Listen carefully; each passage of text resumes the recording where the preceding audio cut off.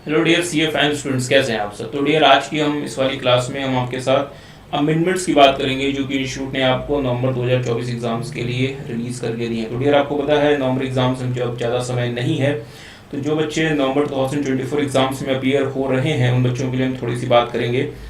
तो so this is the file which I say has given you guys to read, जो कि institute ने आपको पढ़ने को दी है। नवंबर 2024 एग्जाम्स के लिए डियर जो आपका फाइनेंस एक्ट अप्लाई करेगा date would be 2023, assessment year 24-25, previous year 23-24। तो फाइनेंस एक्ट 2023 के साथ साथ जो अमेंडमेंट्स यहाँ पे अप्लाई करेंगी, ये जो अमेंडमेंट्स है ये आपके लिए अप्लाई करेगी the amendments which are given till 30 April 30 April 2024। तो 30 अप्रैल 2024 तक के अमेंडमेंट्स। तो अगर आप देखेंगे this is the file which institute has given you guys covering the amendments. तो यहाँ पे अगर आप देखेंगे the following significant notifications circulars issued up to 30 April 2024 ये आपके लिए अप्लाई करेगा। तो इस वाली क्लास में हम ज़्यादा लंबी क्लास नहीं होगी, मैक्सिमम 1 आवर मैक्सिमम, थोड़ा सा मतलब डिटेल में कवर करेंगे सारे के सारे अमेंडमेंट्स जो कि नवंबर 24 एग्जाम्स के लिए एप्लीकेबल हैं, वो आज वाली क्लास में कवर हो जाएगा। So give your best attention, बहुत ज़्यादा ध्यान देंगे। अच्छा, इस वाले अमेंडमेंट्स को डियर जो हम कवर कर रहे हैं, हमने जो आपके साथ जो बुक्स जो हमारी ये जो बुक्स है, ये वाली तीनों जो हमारी जो किताबें हैं, these are the main modules. और साथ में ये क्वेश्चन बैंक तो फिलहाल के लिए रेलेवेंट नहीं है। तो ये जो तीन जो हमारी जो बुक्स हैं, इसमें जो ये जो अमेंडमेंट की जो फाइल जो इंस्टीट्यूट ने दी है, इसमें से बहुत सारे सर्कुलर्स वगैरह ऑलरेडी इन बुक्स में कवर्ड है, ऑलरेडी इन वाले बुक्स में कवर्ड है। तो अगर आपने इन बुक्स को रेफर किया है या अगर आपने रेफर नहीं भी किया तो अकॉर्डिंगली आप इसको देख सकते हैं और सारी अमेंडमेंट्स आपकी कवर हो जाएंगी। सो अगर आपने इन मतलब बुक्स को रेफर किया है तो इन वाले बुक्स को रेफर कर लें। प्लस आज की जो वीडियो जो हम आपके साथ शेयर कर रहे हैं अमेंडमेंट की, इसके अलावा आपको कुछ भी नहीं पढ़ना। हाँ, एक और छोटी सी वीडियो हम आपके साथ लेकर आएंगे जो कि केस लॉस के लिए हैं, जो कि इंस्टीट्यूट ने नवंबर 24 एग्जाम्स के लिए जो आपको एडिशनल केस लॉस दी हैं, उसमें शायद 4 एडिशनल केस लॉस हैं, 4 एडिशनल केस लॉस जो कि आपको नवंबर 24 एग्जाम के लिए देख कर जाना चाहिए। हम उसकी बात करेंगे, ठीक है। तो फिर चलें फिर एक एक करके स्टार्ट करते हैं। तो ध्यान दीजिएगा, this is the amendment file जो कि इंस्टीट्यूट ने आपको दी हुई है और आपको ये वाली फाइल डायरेक्टली रेफर नहीं करनी। हमने इस फाइल को बहुत ज़्यादा सिंप्लीफाई करके एनालिसिस वगैरह इसमें डाल के आपके लिए ये वाली फाइल जो है हम आपके साथ लेकर आए हैं।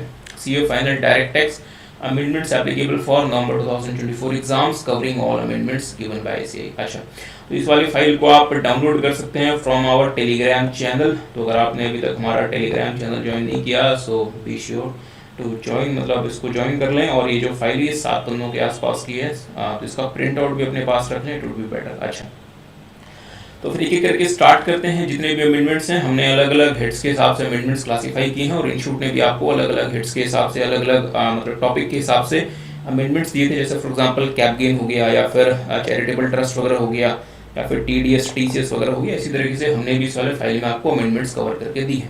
चलें तो फिर एक एक करके स्टार्ट करते हैं। सबसे पहला अमेंडमेंट, ऑल्दो ये जो अमेंडमेंट है ये हमने आपके साथ जो हमारी जो बुक्स जो हमने आपको जो शेयर की थी उसमें ये ऑलरेडी मतलब कवर्ड है, तो ये अलग से नहीं है। तो हम चाहते हैं तो इस वाले अमेंडमेंट फाइल में इसको इग्नोर भी कर सकते थे, बट ये बिल्कुल पहला अमेंडमेंट है इंस्टीट्यूट की अमेंडमेंट फाइल का। तो हमने कहा चलो यार इसको एक बार और कवर कर लिया जाए, क्या फ़र्क पड़ता है।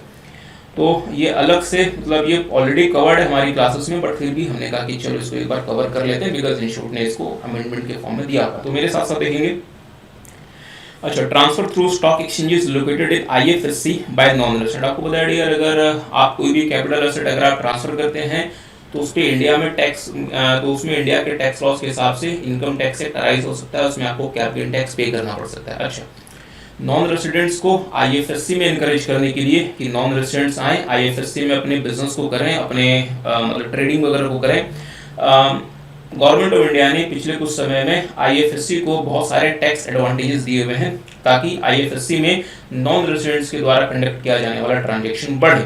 इसी चीज को मतलब कंसिडर करते हुए एक प्रोविजन ऐड किया गया था जिसका नाम था 47(7)(ab), जो क्या कहता है बहुत ध्यान से, no capital gain shall arise on the transfer of a capital asset being. तो इसमें पहले 3 कैपिटल एसेट्स कवर थे, क्या क्या, बॉन्ड और GDR referred in section 115 RDB of an Indian company और डेरिवेटिव या फिर such other security as may be notified. तो इसका मतलब ये हुआ। और हाँ, ये कब अप्लाई करेगा, made by a non-resident on a recognized stock exchange located in IFSC if the consideration for such transaction is paid payable in foreign currency। मतलब मुद्दे वाली बात क्या है कि अगर आप एक नॉन रेसिडेंट हैं और अगर आप इंडियन कंपनीज का आरडीबी सेल करते हैं, ट्रांसफर करते हैं, या अगर आप मतलब डेरिवेटिव्स वगैरह ट्रांसफर करते हैं, या बॉन्ड या फिर जीडीआर वगैरह ट्रांसफर करते हैं, तो ये सारे के सारे कैपिटल एसेट हैं। इसके ट्रांसफर पे कैप गेन अराइज हो सकता है और अकॉर्डिंगली आपको कैप गेन टैक्स इंडिया में पे करना पड़ सकता है।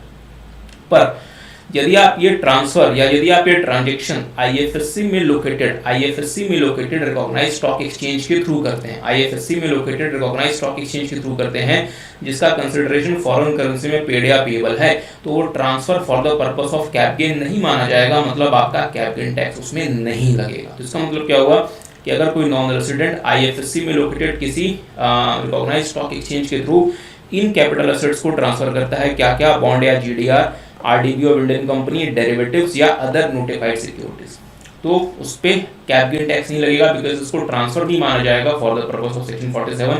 डेयर आपको पता है सेक्शन 47 में लिस्ट ऑफ ट्रांजैक्शंस मेंशन्ड है जिसको मतलब जिसको ट्रांसफर नहीं माना गया, और अगर ट्रांसफर नहीं माना गया तो उस पे कैप गेन आपको पता है नहीं लगेगा। अच्छा, तो ये तीनों चीजें ये जो तीन एसेट्स थे वो तो ऑलरेडी मेंशन थे, और साथ में इन्होंने लिख दिया था such other securities as may be notified.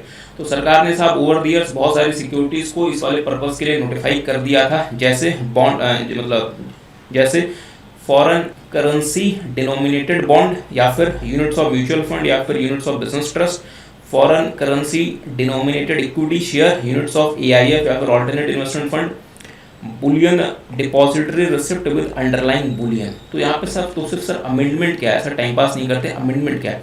Amendment ये है कि उन नोटिफाइड सिक्योरिटीज में 3 और सिक्योरिटीज ऐड कर दी गए हैं।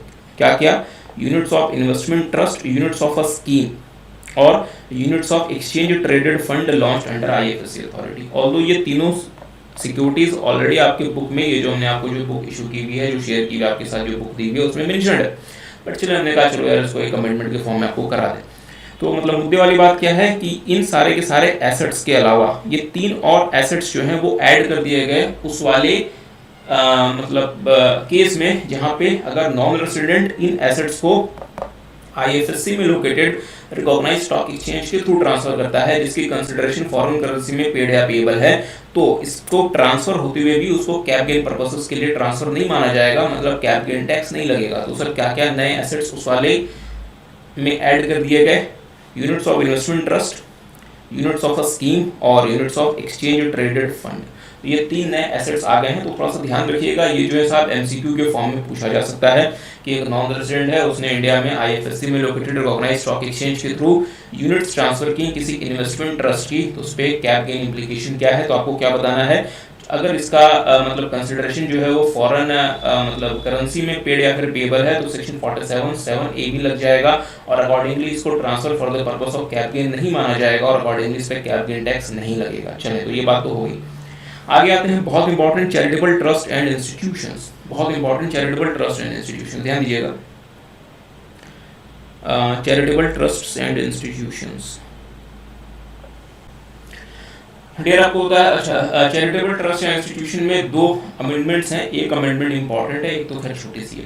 Section 11(5) read with rule 17C वो ना कुछ स्पेसिफाइड मोड ऑफ इन्वेस्टमेंट्स की बात करता है, जहां पे आप अपने पैसे को, अपने मतलब डोनेशन को और अपने बाकी इनकम को आप रख सकते हैं, जो कि स्पेसिफाइड मोड है। और आपको बता दिया सेक्शन 11(5) में बहुत सारे मोड्स या बहुत सारे इन्वेस्टमेंट के ऑप्शंस दिए गए हैं, जिसमें आपको अपने पैसे जो हैं वो रखने हैं, बीइंग अ चैरिटेबल ट्रस्ट और इंस्टीट्यूशन। सर पैसे रखने हैं, इसका मतलब क्या हुआ? What it means? अच्छा, तो मान लीजिए कि आप कोई चैरिटेबल इंस्टीट्यूशन है, you are a charitable institution और you are a charitable trust. तो मान लीजिए कि आप कोई चैरिटेबल ट्रस्ट है, आपके पास आया है कॉर्पस डोनेशन। तो साहब अगर if you have received some corpus donation, वो एग्जेम्प्ट होता है, प्रोवाइडेड उस पैसे को आप, जो आपको पैसा मिला है वो आप 11(5) में दिए गए मोड्स में इन्वेस्ट करेंगे या कीप करेंगे, तो आप जो है कॉर्पस डोनेशन को विदाउट इवन अप्लाइंग आप उसे एग्जेम्प्ट की तरह से ट्रीट कर सकते हैं, आपको सेक्शन 11-12 का एग्जेम्पशन उसके लिए मिल जाएगा। अच्छा, इसी तरीके से जो आपको 15% का being a charitable trust institution, जो आपको 15% का अनकंडीशनल एक्यूमुलेशन दिया जाता है, उस अनकंडीशनल एक्यूमुलेशन का जो अमाउंट होता है उसको भी आपको सेक्शन 11(5) मोड में इन्वेस्ट करना पड़ेगा, या फिर 11(5) में दिए गए मोड में उस पैसे को रखना पड़ेगा, तभी आप उस अनकंडीशनल एक्यूमुलेशन को क्लेम कर सकते हैं। अच्छा, तो 11.5 में बहुत सारे मोड्स स्पेसिफाइड हैं, बहुत सारे इन्वेस्टमेंट के मोड्स या फिर बहुत सारे ऐसे वेज दिए गए जिसमें आप उस पैसे को रख सकते हैं। उसमें एक और तरीका ऐड कर दिया गया, तो वो तरीका क्या है, ध्यान दीजिए। अगर आप उस पैसे को रखना चाहें, कहाँ पे उस पैसे को आप रख सकते हैं साहब, आप उस मतलब पैसे को आप कहाँ यूज़ कर सकते हैं, आप परचेज कर सकते हैं यूनिट्स किसकी, power grid infrastructure investment trust की। तो अगर आपको लेट्स से 11.5 के मोड में मान लीजिए कि you have got some corpus donation, तो उस वाले पैसे से आप जो है वो उस वाले पैसे से आप जो है वो यूनिट्स परचेज कर सकते हैं किसकी, power grid infrastructure investment trust की। अगर आपने power grid infrastructure investment trust की यूनिट्स परचेज कर ली, फिर से अगर आपने power grid infrastructure investment trust की यूनिट्स परचेज कर ली, तो ये मान लिया जाएगा कि आपने उस पैसे को 11.5 में दिए गए मोड्स के हिसाब से इन्वेस्ट किया है या 11.5 के दिए गए मोड्स के हिसाब से उस पैसे को रखा है। अकॉर्डिंगली आपके ऊपर किसी भी तरीके का कंसिक्वेंस नहीं लगेगा। सर एक बात बताओ, अगर हमने 11.5 में दिए गए मोड्स के हिसाब से अपने पैसे को नहीं रखा तो क्या कंसिक्वेंस हो सकता है? डियर, अगर आपने 11.5 में दिए गए मोड्स के हिसाब से अपने पैसे को इन्वेस्ट नहीं किया या उस वाले तरीके से अपने पैसे को नहीं रखा, तो सेक्शन 115 BB आई अट्रैक्ट हो सकता है और वो उसे स्पेसिफाइड इनकम मान के 30% रेट पे टैक्स कर सकता है। ये बात आपको पता है। अच्छा, तो ये तो एक छोटा सा अमेंडमेंट था।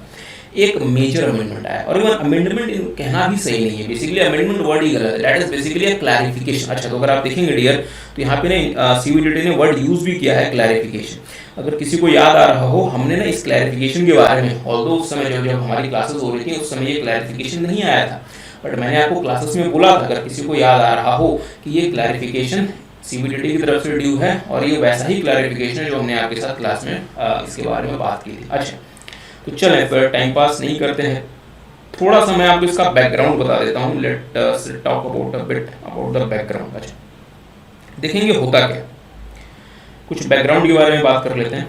देखेंगे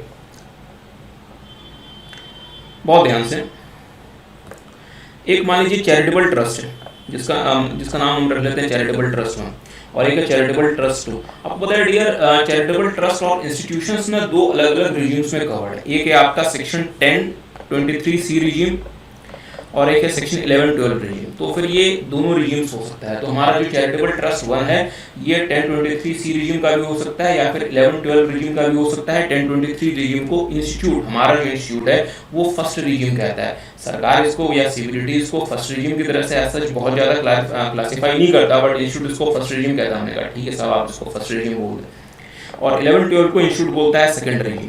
तो मान लीजिए कि कोई चैरिटेबल ट्रस्ट या इंस्टीट्यूशन है, it may be a trust और institution of first regime or the second regime. और मान लीजिए there is also a charitable trust जिसका नाम है charitable trust 2, and it can also be a trust और institution of regime 1 or regime 2। ठीक बात है।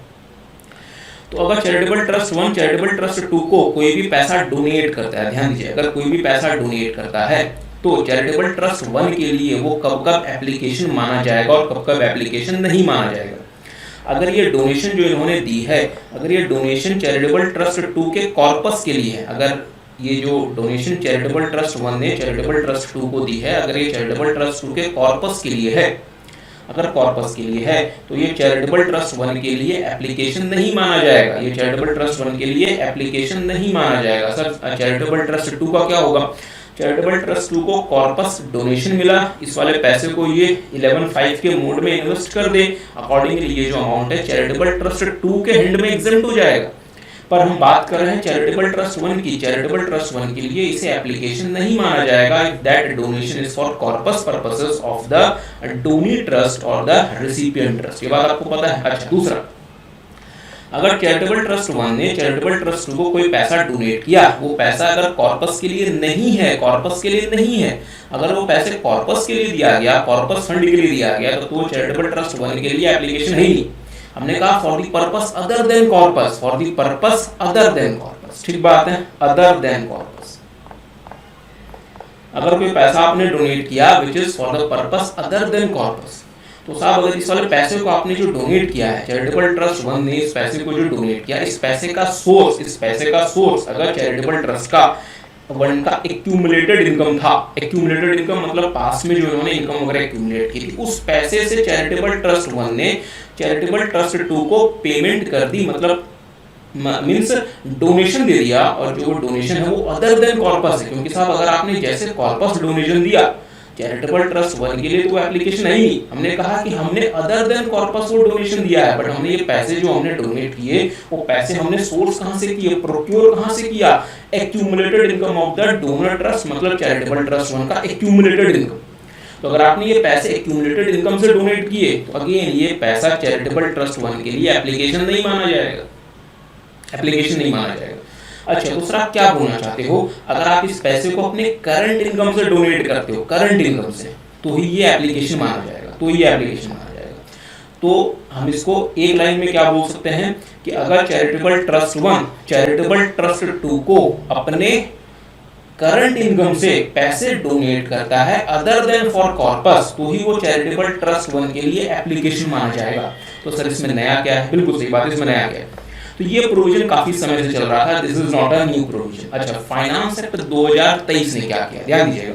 तो ये जो प्रोविजन था जो ये कहता था कि अगर चैरिटेबल ट्रस्ट 1 ने चैरिटेबल ट्रस्ट 2 को कोई पैसा डोनेट किया और वो पैसा डोनेट किया है for the purpose other than corpus, और इस पैसे का जो सोर्स है वो current income means accumulated income नहीं है, उस केस में चैरिटेबल ट्रस्ट 1 के लिए वो एप्लीकेशन है। तो लेट्स से चैरिटेबल ट्रस्ट 1 ने चैरिटेबल ट्रस्ट 2 को 10 लाख रुपए डोनेट किए for the purpose other than corpus and it is not from the accumulated income of charitable trust 1, तो चैरिटेबल ट्रस्ट 1 10 लाख रुपए को अपना एप्लीकेशन मान सकता है, चैरिटेबल ट्रस्ट 1 10 लाख रुपए को अपना एप्लीकेशन मान सकता है, ठीक बात है। तो ये बहुत समय से चल रहा था। तो साहब फिर नया क्या आया, फाइनेंस एक्ट 2023 ने क्या किया, ध्यान दीजिए। फाइनेंस एक्ट 2023 ने कहा कि हम इसे एप्लीकेशन तो मानेंगे in the hands of charitable trust 1, मतलब ये चैरिटेबल ट्रस्ट 1 के हैंड में एप्लीकेशन तो होगा, बट कितना, सिर्फ 85%। मतलब अगर चैरिटेबल ट्रस्ट 1 ने 10 लाख रुपए डोनेट किए हैं चैरिटेबल ट्रस्ट 2 को, तो चैरिटेबल ट्रस्ट 1 के लिए एप्लीकेशन तो है, बट सिर्फ कितना एप्लीकेशन माना जाएगा, 85%, मतलब 8,50,000। बट सर चैरिटेबल ट्रस्ट 1 ने तो 10 लाख रुपए डोनेट किए हैं चैरिटेबल ट्रस्ट 2 को, अगर 10 लाख डोनेट किया, 10 लाख के 85% बोले तो 8,50,000 रुपए। अगर सर 8,50 ही अगर डोनेट करता तो कितना होता, अगर 8,50 डोनेट करता तो 8,50 का 85% बोले तो 7,22,500, मतलब 7,22,500 means whatever amount charitable trust 1 donates to charitable trust 2, only 85% of that sum would be considered as application in the hands of charitable trust 1। क्या मेरी बात समझ पाए? अच्छा, तो 85% की जो लिमिट है ये फाइनेंस एक्ट 23 ने ऐड की, और बाकी जो लिमिट क्या, और बाकी जो कंडीशन क्या चल रहा था कि कॉर्पस के लिए नहीं होना चाहिए, एक्यूमुलेटेड इनकम से नहीं होना चाहिए। तो हम इसको समराइज वे में क्या कह सकते हैं, इसको समरी फॉर्म में क्या कह सकते हैं, ध्यान दीजिएगा।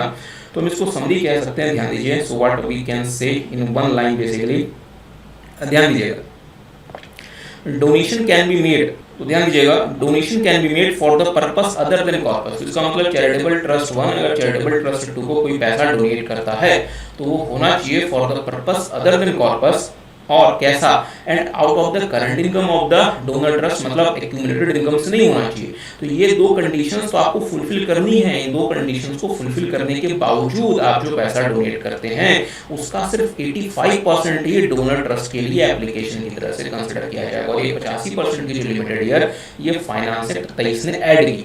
तो ये तो प्रोविजन था। तो सर परेशानी क्या बनी, परेशानी तो बताओ, अमेंडमेंट क्या है, बेसिकली टाइम पास क्यों कर रहे हो। तो ध्यान दीजिएगा, अमेंडमेंट क्या है, थोड़ा सा अमेंडमेंट की बात कर लेते हैं, ध्यान दीजिए। तो होता क्या था पहले, कुछ होता क्या था पहले, उसकी बात कर लेंगे आप। अच्छा, तो लेट्स से पहले क्या होता था, मतलब फाइनेंस एक्ट 2023 ने जो अमेंडमेंट किया उसके पहले क्या होता था। तो मान लीजिए हमारा ट्रस्ट 1 है, आपको कुछ भी नोट नहीं करना, मान लीजिए ये हमारा ट्रस्ट 1 है, इट इज आवर ट्रस्ट 1, और ट्रस्ट 1 की जो टोटल इनकम है ये है 300 रुपए, और ट्रस्ट 1 ने इस 300 रुपए में से 100 रुपीज जो है वो ट्रस्ट 2 को डोनेट कर दिया, और ये जो डोनेशन है ये है for the purpose other than corpus and out of the current income of trust 1, मतलब दोनों कंडीशन फुलफिल हो गई, दोनों बेसिक कंडीशन फुलफिल हो गई, ठीक बात है। अच्छा, तो अगर चूंकि ट्रस्ट 1 की टोटल इनकम 300 रुपए है, 15% का अनकंडीशनल एक्यूमुलेशन है, मतलब 300 का 15% बोले तो 45 रुपए। तो ट्रस्ट 1 के लिए साहब 45 रुपए तो अनकंडीशनली एक्यूमुलेटेड है, मतलब आप 45 रुपए को बिना किसी कंडीशन को फुलफिल किए, सर बिना किसी कंडीशन को फुलफिल किए का मतलब आपके लिए आपको 45 रुपए को एक्यूमुलेट करने के लिए किसी फर्दर अप्रूवल की रिक्वायरमेंट नहीं है। डियर प्लीज ध्यान दीजिए, प्लीज ध्यान दीजिए, प्लीज आपको 45 रुपए को एक्यूमुलेट करने के लिए किसी कंडीशन या अप्रूवल की रिक्वायरमेंट नहीं है, आपको कोई फॉर्म भर के नहीं देना, तो सर कोई ऐसा एक्यूमुलेशन भी है जिसके लिए फॉर्म भर के देना पड़ता है? हाँ डियर, 2 ऐसे एक्यूमुलेशन है जिसके लिए फॉर्म भर के देना पड़ता है, प्लीज प्लीज। तो सर वो 2 ऐसे एक्यूमुलेशन क्या है? एक एक्सप्लेनेशन नंबर 2 सेक्शन 11 जो कहता है कि अगर आप कोई पैसा एक्यूमुलेट करते हैं 85% से ऊपर, क्योंकि मतलब 15% से ऊपर, क्योंकि 15% तो आप अनकंडीशनली एक्यूमुलेट कर ही सकते हैं।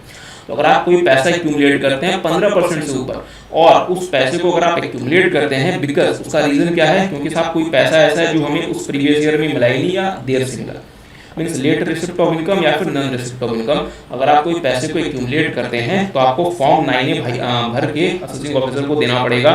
और फॉर्म 9A आपको कब तक देना पड़ेगा? 2 months prior to the due date of filing ITR, मतलब आइडिया फाइल करने के ड्यू डेट का 2 महीने पहले तक। अच्छा, दूसरा, अगर आप किसी पैसे को एक्यूमुलेट करते हैं फॉर सम स्पेसिफिक पर्पस, जैसे मान लीजिए कि कोई चैरिटेबल ट्रस्ट है जो कोई स्कूल वगैरह रन करता है और जो स्कूल है वो कोई मान लीजिए कोई साइंस लैब वगैरह बनाना चाहता है। ऐसा होता है कि स्कूल वगैरह अपना लैब वगैरह बनाते हैं और साइंस लैब वगैरह बनाने के लिए आपको अच्छा खासा पैसा चाहिए। तो इसके लिए आपको हो सकता है कि कुछ सालों तक पैसे एक्यूमुलेट करने पड़े, बट सर आपको तो 85% अप्लाई करना पड़ेगा, अदरवाइज आपको 11-12 का एग्जामिनेशन मिलने में परेशानी होगी। तो हम कुछ पैसे को एक्यूमुलेट करना चाहते हैं फॉर सम स्पेसिफिक पर्पस, ठीक बात है। अब हम क्या कर सकते हैं? Now what we can do, हम क्या कर सकते हैं? हम इसके लिए साहब सेक्शन 11 सबसेक्शन 2 बोलता है कि आप फॉर्म 10 फाइल करके उस पैसे को एक्यूमुलेट कर सकते हैं। बट फॉर्म 10 आपको कब तक फाइल करना पड़ेगा? At least 2 months prior to the due date of filing ITR. अच्छा, तो हमने क्या देखा कि 15% का जो एक्यूमुलेशन है, इस 15% के एक्यूमुलेशन के लिए हमें कोई फॉर्म अलग से नहीं भरना, हमें कोई अप्रूवल अलग से नहीं लेना। We are not required to obtain any separate approval. पर हाँ, इस 15% के एक्यूमुलेशन के लिए भी आपको इस पैसे को, जो 45 रुपए आप एक्यूमुलेट करना चाहते हैं, इस 45 रुपए को आपको क्या करना पड़ेगा? बहुत ध्यान से, इस 45 रुपए को आपको 11(5) में दिए गए मोड में इन्वेस्ट करना पड़ेगा। इस 45 रुपए को आपको 11(5) में दिए गए मोड में इन्वेस्ट करना पड़ेगा। अगर आप इस 45 रुपए को 11(5) में दिए गए मोड में इन्वेस्ट नहीं करते तो उस केस में क्या होगा? सेक्शन 115 अट्रैक्ट होकर इसको 30% पर टैक्स कर सकता है। क्या मेरी बात समझ आ रही है? अच्छा, तो ठीक है सर, हम इसको 11(5) के मोड में इन्वेस्ट कर देंगे, क्या फर्क पड़ता है? तो हमने क्या कहा? ध्यान दीजिएगा, हमने कहा कि 300 रुपए की हमारी इनकम थी, 45 रुपए हमें अनकंडीशनली एक्यूमुलेशन अलाउड है, प्रोवाइडेड कि हम इसे 11(5) के मोड में इन्वेस्ट कर दें। इस 45 रुपए के लिए हमें अलग से कोई फॉर्म नहीं भरना, हमें अलग से कोई अप्रूवल नहीं लेना। बचा 255 रुपए, हमने 100 रुपए इसमें से ट्रस्ट 2 को डोनेट कर दिया। तो पहले क्या होता था? फाइनेंस एक्ट 2023 के पहले ये पूरा 100 रुपए आपको एप्लीकेशन की तरफ से अलाउड होता था। तो 255 रुपए हमने अप्लाई करना है, 100 रुपए हमने डोनेट कर दिया, रिमेनिंग 155 रुपए बचे, 155 रुपए हम अप्लाई कर देंगे, बात खत्म हो गई। अच्छा, अगर आप 155 रुपए को अप्लाई कर देते हैं तो साहब कोई परेशानी नहीं है। बट अगर आप इस 155 को भी अप्लाई नहीं करते, अगर आप लेट से इससे कम अप्लाई करना चाहते हैं, तो आप 45 रुपए से ज्यादा एक्यूमुलेट कर रहे हैं, तो आप इससे अगर कम अप्लाई करना चाहते हैं तो आपको फॉर्म 9A या 10 भर के अकॉर्डिंगली अप्रूवल लेना पड़ेगा। बट 45 रुपए को एक्यूमुलेट करने के लिए आपको अलग से कोई अप्रूवल नहीं लेना। बट हाँ साहब, ये पैसा आपको 11(5) के मोड में इन्वेस्ट करना पड़ेगा, ये बात आपको पता है। अच्छा, फाइनेंस एक्ट 23 ने क्या किया जिसको लेके ये सारी परेशानी चल रही है? ध्यान दीजिएगा, फाइनेंस एक्ट 23 ने क्या किया।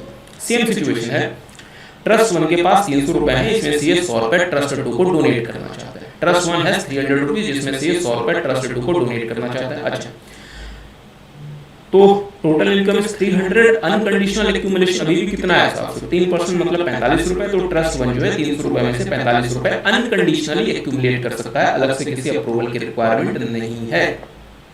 अच्छा, तो ट्रस्ट ने क्या किया? 45 रुपए एक्यूमुलेट करेगा। बट 45 रुपए को अगर आप एक्यूमुलेट करते हैं डियर, तो इस 45 रुपए को आपको 11(5) के मोड में इन्वेस्ट करना पड़ेगा, ये बात आपको पता है। अच्छा, अब हुआ क्या? ट्रस्ट ने तो अगर 45 रुपए एक्यूमुलेट करता है तो उसे 255 रुपए अप्लाई करने पड़ेंगे, ठीक है। अच्छा, ट्रस्ट 1 ने ट्रस्ट 2 को 100 रुपीज डोनेट कर दिया, पहले वाले केस की तरह 100 रुपीज डोनेट कर दिया। तो अगर आप 100 रुपीज डोनेट करते हैं पहले वाले केस में, मतलब पहले प्रीएमिनेंट क्या था केस कि अगर आप 100 रुपीज डोनेट करते हैं तो पूरा 100 रुपीज आपका एक्यूमुलेशन था। बट फाइनेंस एक्ट 2023 ने जो अमेंडमेंट कर दी, इसके हिसाब से अब 100 रुपीज जो आप डोनेट करते हैं पूरा 100 रुपीज एक्यूमुलेशन नहीं, एप्लीकेशन नहीं माना जाएगा। एप्लीकेशन कितना माना जाएगा? सिर्फ 85%, इसका मतलब 85 रुपए। सर ये क्या बात हुई? हमने ट्रस्ट 2 को डोनेट किया है 100, बट एप्लीकेशन कितना माना जाएगा? एप्लीकेशन कितना माना जाएगा? सिर्फ 85 रुपए। अच्छा, हमने कहा साहब हमने जो डोनेट किया है that is 100, but for application purposes only 85 rupees will be allowed, ठीक बात है। अच्छा, तो 255 रुपए हमें अप्लाई करना था, 85 रुपए हमें हमने अप्लाई कर दिया, रिमेनिंग हमने कितना अप्लाई करना है, 170 रुपए। प्लीज अब यहाँ से परेशानी शुरू होती है। और इसके बारे में हमने क्लासेस में बात की हुई है, जो बच्चे क्लासेस को थोड़ा सा रिकॉल कर पा रहे हैं उनके लिए कुछ नया नहीं है।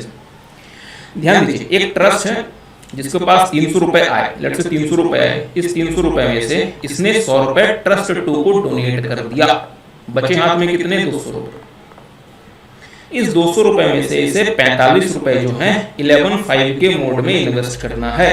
अदरवाइज 11/5 का मोड अनकंडीशनल एक्यूमुलेशन वाला 11/5 के मोड में आपको इन्वेस्ट करना है। ₹45 you have to keep in 11/5 mode.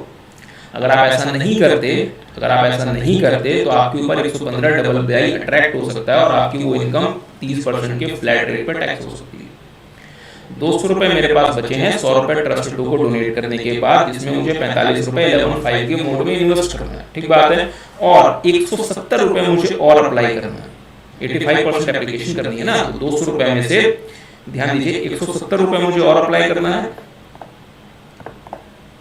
170 रुपए मुझे और अप्लाई करना है और 45 रुपए मुझे 11/5 के मोड में इन्वेस्ट करना है। मेरी जेब में पैसे बचे कितने, 200, उसमें से 170 मुझे अप्लाई करना है और 45 रुपए मुझे इन्वेस्ट करना है। तो मुझे पैसे की रिक्वायरमेंट कितनी है, 215, और मेरे पास पैसे हैं कितने, 200। So money I am left with is 200 rupees, but the application, but I need how much, 215, 170 is needed for application and 45 rupees is needed for 11/5 mode.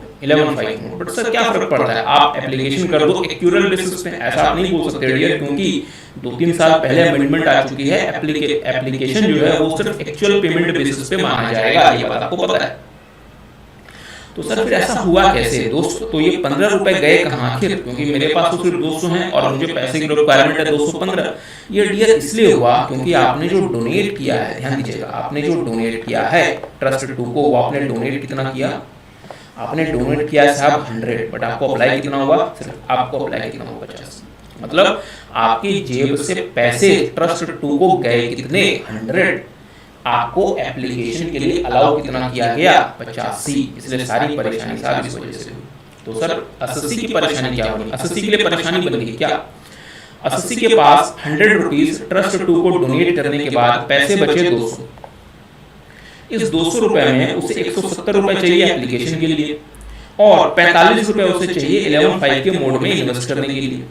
तो सवाल बनता है जो 15 रुपए जो कम पड़ गए, जो 15 रुपए कम पड़ गए, क्या ट्रस्ट 1 को इस पैसे को बोरो करना पड़ेगा? ऐसे तो सर फिर ट्रस्ट के लिए बहुत परेशानी हो जाएगी। तो इस परेशानी को दूर करने के लिए सीबीडीटी ने क्या कहा, ध्यान दीजिएगा। सीबीडीटी ने कहा एक बात बताओ, परेशानी हुई क्यों? परेशानी इसलिए हुई क्योंकि आपने 100 रुपीज डोनेट किया, पर हमने आपको उसका सिर्फ 85% एप्लीकेशन की तरह से अलाउ किया। अगर आपने 100 डोनेट किया होता और अगर हमने 100 को ही एप्लीकेशन मान लिया होता तो ये परेशानी नहीं होती। तो ठीक है, एक काम करना, अगर आप कोई भी पैसा किसी भी दूसरे ट्रस्ट को डोनेट करते हो तो उस पैसे में से जो भी पैसा आप डोनेट करते हैं, लेट्स से आप 100 रुपीज किसी दूसरे ट्रस्ट को डोनेट करते हैं, तो इसका जो भी आप पैसा डोनेट करते हैं, लेट्स से आपने 100 रुपीज डोनेट किया, इसका 15% डोनेशन का आपको 11/5 के मोड में इन्वेस्ट करने की रिक्वायरमेंट नहीं है। तो इसका मतलब आपने अगर 100 रुपीज डोनेट किया, उसका 15% बोले तो 15 रुपए आपको 11/5 के मोड में नहीं रखना। इसका मतलब 45 रुपए में से 15 रुपए घटा दो और 11/5 के मोड में कितना जमा कर दो, 30 रुपए। अगर आप 30 रुपए भी 11/5 के मोड में जमा कर देते हैं तो हम आपके ऊपर 115 डबल BI अट्रैक्ट नहीं कराएंगे और आपके ऊपर 11-12 का एग्जेम्पशन आपको मिलता रहेगा। तो सिंपल सी बात क्या होगी, ध्यान दीजिएगा। ये पूरी कहानी हमने आपको यहाँ पे बता दी। सीबीडीटी ने फाइनली क्या कहा, ध्यान दीजिए। तो यहाँ पे आती है मुद्दे वाली बात।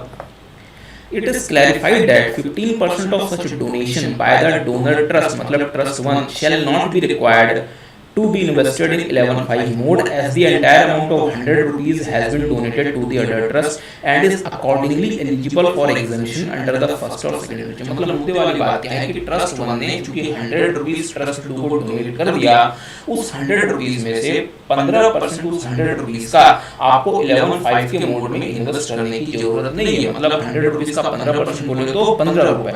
तो आपको 11/5 के मोड में जो पैसा रखना था, आपको 11/5 के मोड में जो पैसा रखना था, वो कितना रखना था, आपको 45 रुपये रखना था, बट 45 रुपये रखने के लिए आपके पास 45 तो है नहीं, आपके पास सिर्फ 30 रुपये हैं, तो 45 में से 15 माइनस कर दो और बचे 30, उस 30 रुपये को 11/5 के मोड में इन्वेस्ट कर दो।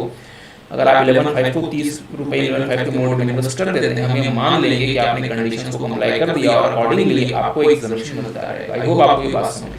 अच्छा, तीसरा जो अमेंडमेंट है डियर वो डील करता है रिगार्डिंग सेक्शन 194O, और 194O जो सेक्शन है इसके बारे में हमने आपके साथ याद करें गाइडलाइंस वगैरह भी देखी हुई थी और कुछ एडिशनल गाइडलाइंस इसमें आ गई। तो चलें फिर जल्दी से टाइम पास नहीं करते हुए सेक्शन 194O की तरफ चलते हैं। और 194O में जाने से पहले ना मैं आपको 194O के बारे में ना कुछ बेसिक सी बातें बताना चाहता हूँ। ये हमारी बुक्स हैं बेसिकली। अच्छा, ध्यान दीजिएगा जो सेक्शन 194O है ये बेसिकली प्रोवाइड करता है फॉर TDs। तो लेट्स से कि अगर आप कोई ई कॉमर्स पार्टिसिपेंट है, ई कॉमर्स पार्टिसिपेंट एक रेजिडेंट पर्सन होता है जो किसी ई कॉमर्स ऑपरेटर के प्लेटफॉर्म के थ्रू अपने गुड्स या सर्विसेज को किसी को भी सेल करता है। तो लेट्स से मैं अपने प्रोडक्ट्स को, मान लीजिए कि मैं कुछ बनाता हूँ, मान लीजिए कि मैं एक पेन बनाता हूँ और इस पेन को मैं फ्लिपकार्ट के थ्रू कस्टमर्स को सेल करता हूँ, तो मैं बन गया ई कॉमर्स पार्टिसिपेंट, फ्लिपकार्ट बन गया ई कॉमर्स ऑपरेटर, फ्लिपकार्ट बन गया ई कॉमर्स ऑपरेटर। अच्छा, अब फ्लिपकार्ट जब भी मुझे पे करेगा, क्योंकि मैं जो अपने प्रोडक्ट को फ्लिपकार्ट के प्लेटफॉर्म के थ्रू सेल कर रहा हूँ और जो कस्टमर है, जो बायर है, वो फ्लिपकार्ट को उस प्रोडक्ट के लिए पेमेंट कर रहा होगा, तो फ्लिपकार्ट जब मुझे पेमेंट करेगा, जब भी मुझे पे करे या फिर मेरे अकाउंट में उस सम को मतलब क्रेडिट करे, means payment or credit which was earlier, Flipkart को 1% of the gross amount of such sale or services, मतलब मैंने जो प्रोडक्ट फ्लिपकार्ट के प्लेटफॉर्म के थ्रू कस्टमर्स को सेल किया, जितने अमाउंट का उस ग्रॉस अमाउंट ऑफ सेल्स का 1% फ्लिपकार्ट को TDS करना पड़ेगा। अच्छा, मेरे साथ साथ देख लें, where sale of goods or provision of services of an e-commerce participant, मैं इस प्रोडक्ट को, इस पेन को फ्लिपकार्ट के थ्रू सेल करता हूँ, मैं बन गया ई-कॉमर्स पार्टिसिपेंट। अच्छा,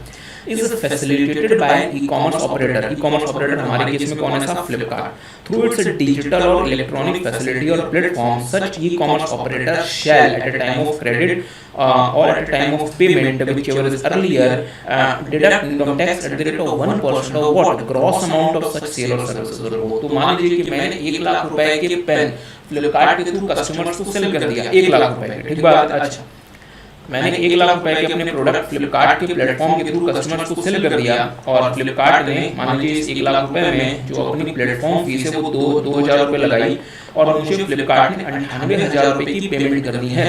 मुझे बताएं फ्लिपकार्ट TDS किस अमाउंट पे करेगा, 1 लाख रुपए पे करेगा या 98,000 पे करेगा, तो sir 1% of the gross amount of sales. तो जो ग्रॉस अमाउंट ऑफ सेल्स मैंने फ्लिपकार्ट के थ्रू कितना किया है, what is the gross amount of sales जो मैंने फ्लिपकार्ट के थ्रू किया है, सर आपने फ्लिपकार्ट के थ्रू जो ग्रॉस अमाउंट ऑफ सेल्स किया है दैट इज 1 लाख रुपए। तो 1 लाख रुपए का 1% मतलब 1,000 रुपए फ्लिपकार्ट को TDS करना पड़ेगा, ठीक बात है।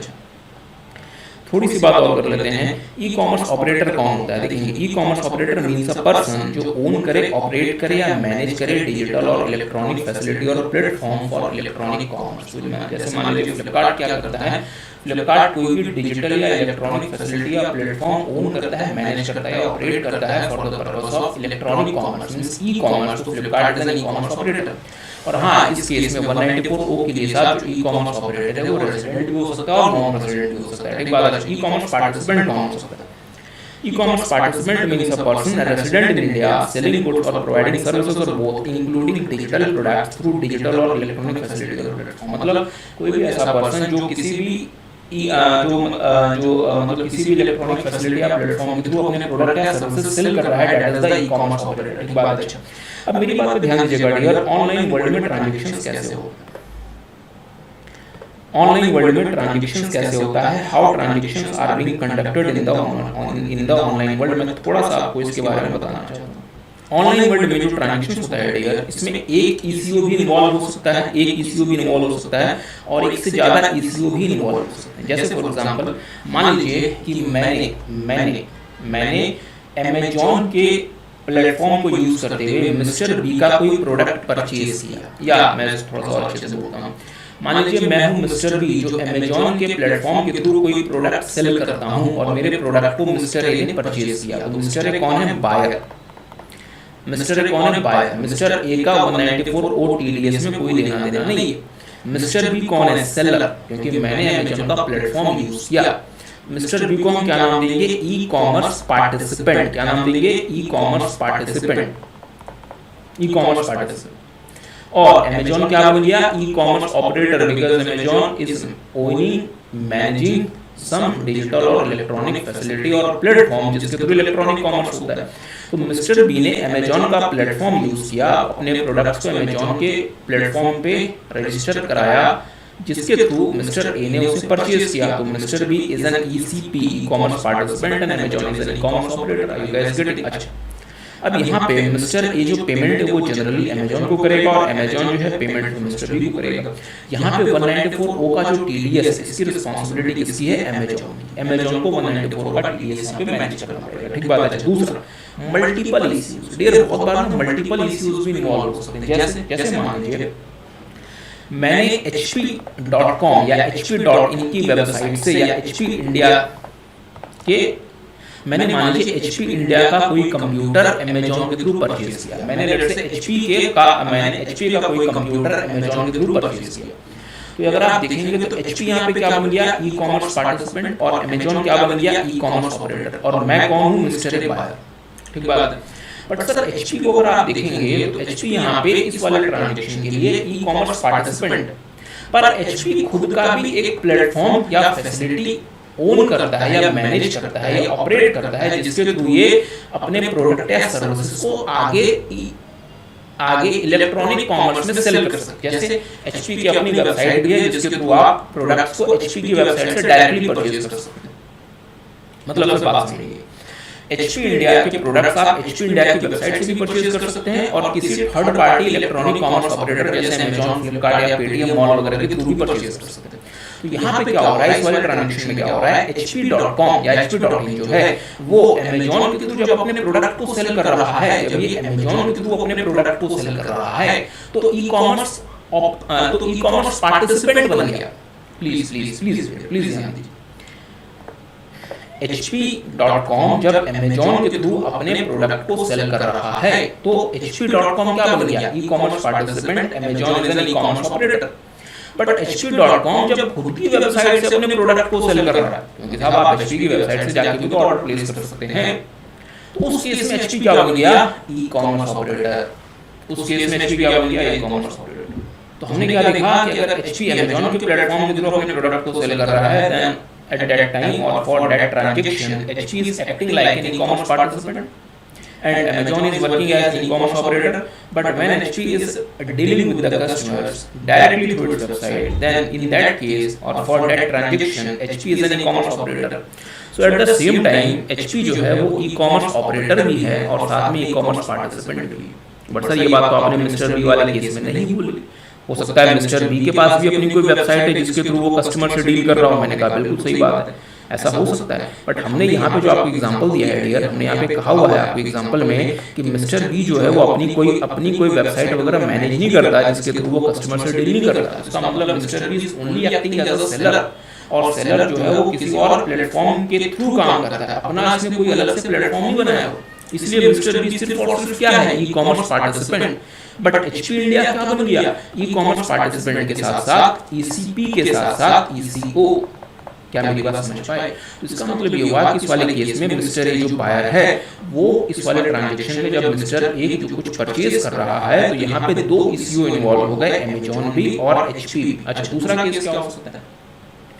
दूसरा केस ये हो सकता है कि HP ने अपने प्रोडक्ट को लिस्ट किया हो अमेजॉन में, मींस amazon.in में, और मुझे लेट्स से HP का कोई प्रोडक्ट परचेज करना है बट मैं अमेजॉन में नहीं जाता, मैं अमेजॉन की वेबसाइट में नहीं जाता। लेट्स से मैं किसी ई कॉमर्स एग्रीगेटर की वेबसाइट में जाऊँ, लेट्स से मैं चला गया paytm.com की वेबसाइट में, और मैं paytm.com की वेबसाइट में चला गया और paytm.com और amazon.com आपस में लिंक्ड हैं लेट्स से थ्रू ONDC बोले तो open network for digital commerce. ये एक बेसिकली गवर्नमेंट ऑफ इंडिया का इनिशिएटिव है जिसके थ्रू ONDC जो है वो बेसिकली रिप्रेजेंट कह सकते हैं कि एग्रीगेटर की तरह से काम करता है, जहां पे ये मल्टीपल इलेक्ट्रॉनिक मतलब जहां पे ये multiple ECO means electronic commerce operator और ECP मींस बायर्स को एग्रीगेट करता है।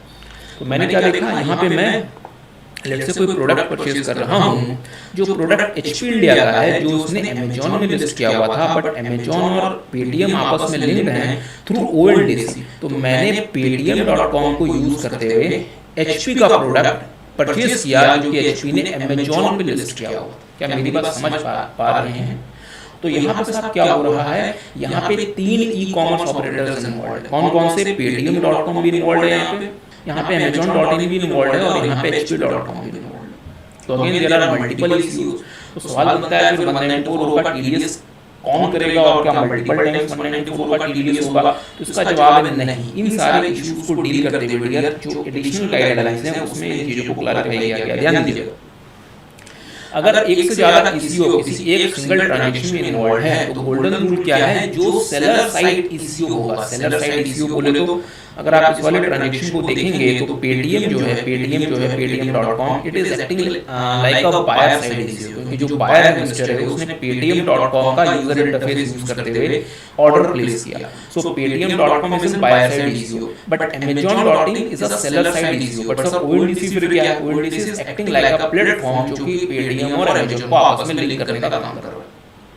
क्या मेरी बात समझ पाए? अच्छा, सो amazon.in is like the seller side ECO but paytm.com is like the buyer side ECO। ठीक बात है। अच्छा, तो जहां भी एक से ज्यादा ECOs इन्वॉल्व होंगे 194 का टीडीएस कंप्लायंस किसे करना है? हमेशा याद रखेंगे सेलर साइड ECO को, जो कि एक्चुअल सेलर को पेमेंट करने के लिए रिस्पांसिबल है। फिर से जहां भी जब भी 194 का टीडीएस करना है 194 का टीडीएस हमेशा कौन करेगा? Seller side ECO।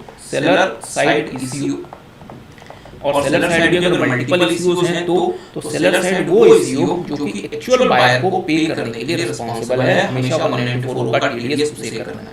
तो यही बात साहब सीबीडीटी ने भी क्लैरिफाई की है। तो मेरे साथ साथ देख लें, देखेंगे where multiple issues are involved in a single transaction and where the seller side issue is not the actual seller of goods or services। तो जैसे मान लीजिए कि मैंने HP का प्रोडक्ट Amazon ने जो प्रोडक्ट रजिस्टर्ड था उससे मैंने परचेज किया है थ्रू paytm.com, थ्रू paytmmall.com। इस केस में मल्टीपल इश्यूज इन्वॉल्वड हैं।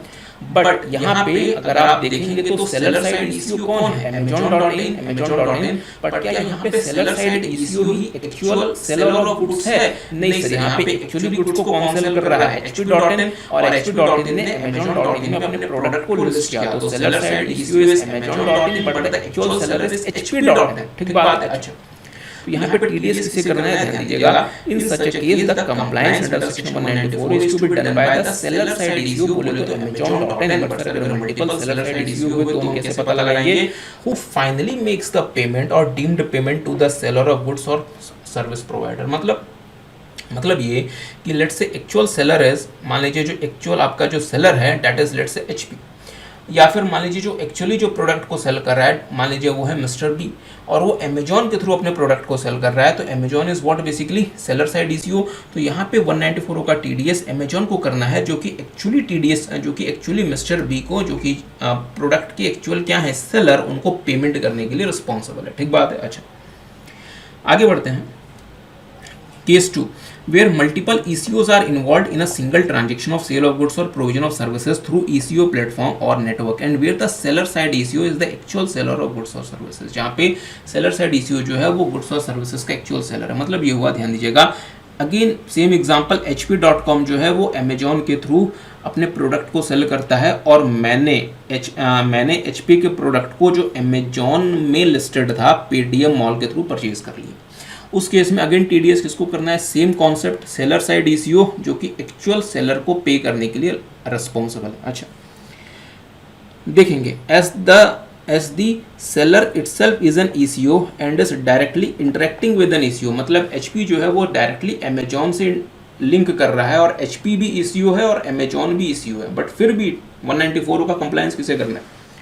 Compliance under section 194O is to be done by the ECO who finally makes the payment or deemed payment to the seller of goods or services। मतलब although HP अपने आप में ECO है और Amazon भी ECO है, तो एक ECO दूसरे ECO से लिंक कर रहा है या इंटरेक्ट कर रहा है, बट फिर भी पेमेंट किसको करना है? Amazon को, जो कि HP को अल्टीमेटली पे करने के लिए रिस्पॉन्सिबल है। अच्छा, और हाँ साहब, इन दोनों केसेस में जो मतलब टीडीएस करना है आपको वो किस पे करना है? ग्रॉस अमाउंट पे करना है। टीडीएस किस पे करना है? ग्रॉस अमाउंट पे। आगे बढ़ते हैं। बहुत बार क्या होता है डियर, जो ECOs होते हैं या जो ECP होता है, जो ई कॉमर्स पार्टिसिपेंट होता है, वो हो सकता है कि पैकिंग चार्जेस आपसे ले, या फिर गुड्स को अगर आपके घर तक भेज रहा है तो आपसे वो चार्ज कर सकता है, डिलीवरी चार्जेस वगैरह चार्ज कर सकता है।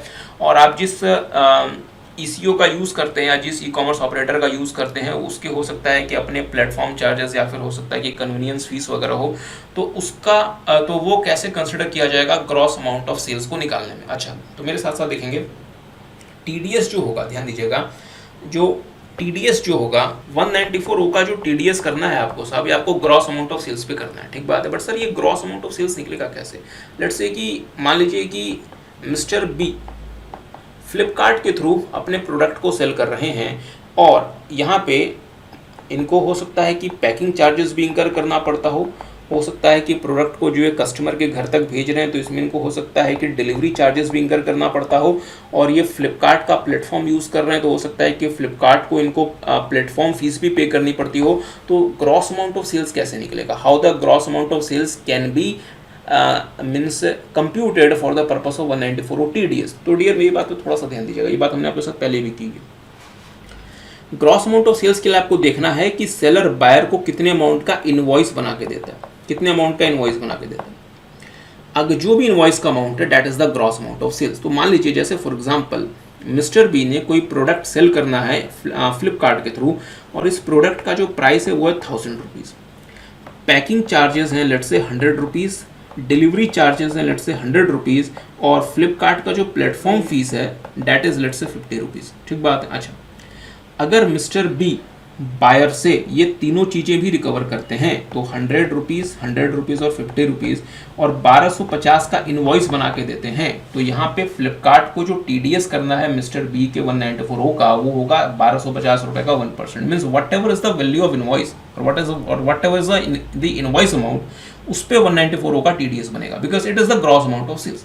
क्योंकि ग्रॉस अमाउंट ऑफ सेल्स को सबसे ज़्यादा कन्वीनियंट तरीके से साहब आप इनवॉइस को देखकर ही पता लगा सकते हैं, अदरवाइज आपको मतलब how can you identify that what is the gross amount of sales. तो जो भी इनवॉइस की अमाउंट होगी that is the gross amount of sales.